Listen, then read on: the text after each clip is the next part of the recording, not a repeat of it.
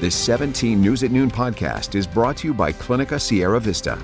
Welcome back to the 17 News at Noon podcast, where we share your news on your schedule. Good afternoon. Thanks for joining us. I'm Maddie Jansen.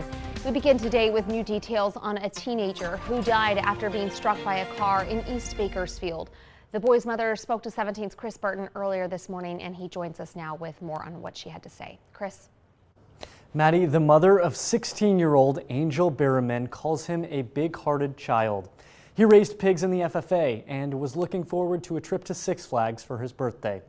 Days before that birthday, Angel was hit by a driver on Niles Street. Jasmine Burleson, Angel's mother, is now speaking out, asking the driver who left her son laying in the street to turn themselves in. If it was an accident, that's one thing, but you left and you got to go home. My son's never going home. Burleson spoke to us from the hospital in Madera, where Angel was taken after he was hit. On Thursday, doctors declared him legally dead. Angel was hit riding his skateboard just blocks away from where 13-year-old Alejandro Vargas Jr. was hit and killed in 2019. Burleson says she's been in touch with Vargas's mother, hoping to help her fight to get speed bumps installed on that stretch of Niles Street, just a block from Hort Elementary School. There's schools there, there's neighborhoods there, and I will definitely be on her side to try to, get those speed bumps put in so that nobody else's child has to deal with this. She remembers her son as an inspiration to others, ready to lend a hand, encouraging them to try new things and going out on limbs himself. He was in the FFA program. He raised a pig that he took to the fair this year. He was so determined. He was telling everybody about how next year he was going to do it again and he was going to get first place. Angel is set to donate organs, including his lungs, liver, and heart. Burleson says it's some consolation knowing that even now, her son is still helping people. If he can prevent someone's baby from passing away, then that's something that I can hold on to. Whoever gets his heart, this is going to be one lucky person because he had an amazing one. The family has set up a GoFundMe to cover costs for Angel's memorial services. A link to that page is on our website, kget.com. The California Highway Patrol continues to investigate this incident. They're currently searching for the car, which they believe is red. Anyone with further information is encouraged to call CHP at 396-6600. Maddie? Thank you, Chris. A 50-year-old Bakersfield man is under arrest suspected of human trafficking. The Bakersfield Police Department and the Federal Bureau of Investigation had been investigating 50-year-old Joel Wyrick of Bakersfield since last November of last year. They suspect that Wyrick of trafficking at least one local girl. He was arrested yesterday on charges of human trafficking of a minor, prostitution of a minor 16 or older, pandering, and several firearm-related charges, according to the Kern County Sheriff's Office inmate information. He's scheduled to appear in court on Monday. If you have any information regarding this case, call BPD at 327-7111. Now to COVID-19 in Kern County. We continue to see nearly 2,000 new cases of the virus every day. 1,877 new cases reported this morning, along with 4 new deaths. That brings our death toll to 2,009 lives lost since the start of the pandemic. 312 people with the virus are in local hospitals. That number dropped 12 from yesterday. 46 more are fighting for their lives in intensive care units. Meantime, as local schools continue to struggle with staffing shortages in the face of quarantines and teachers out sick, one local district had to cancel classes today.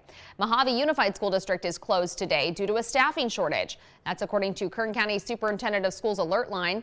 District officials posted on Facebook that they're working with the county to avoid future closures, but that there could still be disruptions this week and next week, and families should prepare in case bus routes have to be modified or canceled. Hello, this is Tim Callahan with Clinica Sierra Vista, and we're excited to unveil the Community Health Center of the Future, our comprehensive care center. It's located right across the street from Memorial Hospital. We have every service under one roof, from family medicine, OBGYN care, dental services for adults and children, behavioral health, and much more. So find your way to better care at Clinica Sierra Vista this year at our comprehensive care center. Visit our website, clinicasierravista.org, for the latest on this project. We'll see you soon. 17 Court Watch now. Governor Gavin Newsom has referred the possibility of parole for Parker Chamberlin, who stabbed his mother to death at the age of 15, to the entire Board of Parole hearings for review. Chamberlin, now 36, was recommended for parole in August by a two-member panel. Newsom's referral will require the full board to review the decision. Early July 3rd, 2001, Chamberlin entered the bedroom of his mother, Tori Lynn Knapp, and stabbed her dozens of times. Knapp's family has vehemently opposed his release. Chamberlin has been serving a sentence of 26 years to life following his first-degree murder conviction. Kern County Public Defender Peter Kang, who represented Chamberlin at a 2019 hearing, has said that Chamberlin is nothing like the boy he was at 15. He said the evidence suggested steroid use may have played a role. And now to our continuing coverage of fentanyl use in Kern County. A candlelight vigil was held last night in honor of those who've lost their lives to the deadly drug. The organization Be Finally Free hosted the Light a Candle for a Loved One event at the Park at Riverwalk in Southwest Bakersfield. Those who came out lit a candle in remembrance for those struggling with addiction and for those who've died due to drugs and alcohol. We have a lot of people within our county who have had severe issues with drugs, and so there's families here. There was a funeral here earlier for a young man who died from fentanyl, and so there's just been so much death and so much addiction. During a fentanyl forum last week, District Attorney Cynthia Zimmer said there were over 200 deaths from fentanyl in Kern County just last year. And for comprehensive reporting on the fentanyl crisis, including Robert Price's in-depth series, Fentanyl, the Counterfeit Killer, visit our website, kget.com/fentanyl.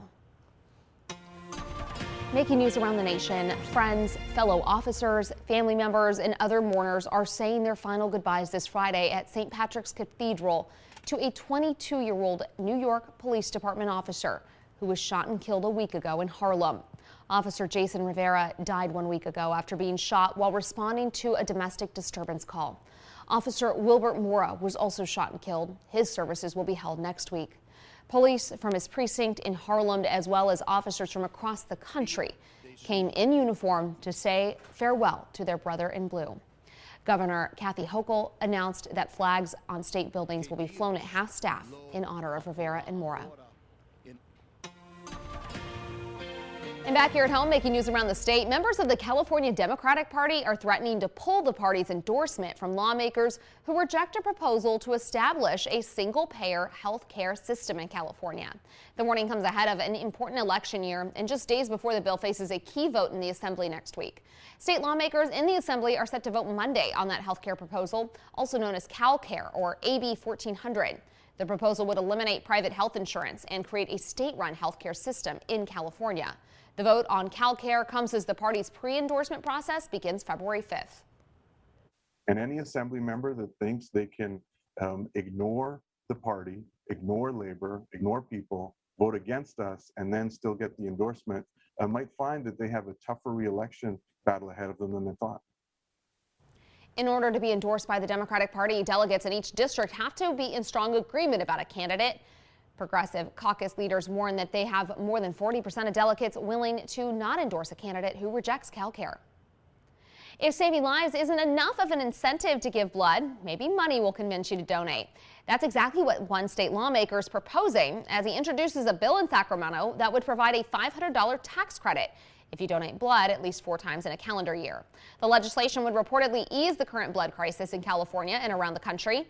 Earlier this month, the American Red Cross announced it was facing its worst blood shortage in over a decade. The organization supplies about 40% of the country's blood supply, but has only been able to meet 1/4 of the need. And looking ahead to this weekend, county supervisors will be giving an update on a multitude of issues faced by our community, including ongoing progress on construction projects, public safety, and responses to the ongoing COVID-19 pandemic. You can catch the State of the County address tomorrow night right here on TV 17 at 7 p.m. You can also watch it on kget.com. The 17 News at Noon podcast is a production of KGET and Nexstar Media Group. For more on all of the headlines in today's show, head to kget.com.